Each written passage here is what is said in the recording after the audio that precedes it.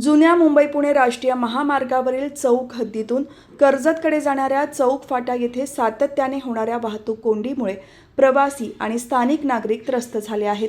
कर्जत मार्गे माथेरान, मुरबाड, नाशिक आणि कल्याण डोंबिवलीकडे जाण्यासाठी हा मुख्य मार्ग असल्याने येथे वाहनांची मोठी वर्दळ असते. या परिसरात मोठ्या प्रमाणावर रिसॉर्ट्स, फार्म हाऊस आणि हॉटेल्स असल्याने विशेषतः शनिवार आणि रविवारी पर्यटकांच्या गर्दीमुळे कोंडीचे स्वरूप अधिक गंभीर होते.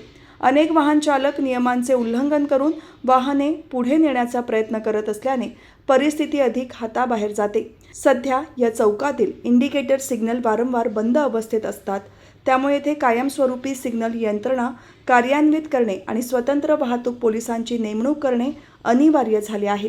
स्थानिक पोलीस ही कोंडी सोडवण्याचा प्रयत्न करतात, मात्र तांत्रिक आणि कायदेशीर मर्यादेमुळे त्यांना अडचणी येतात.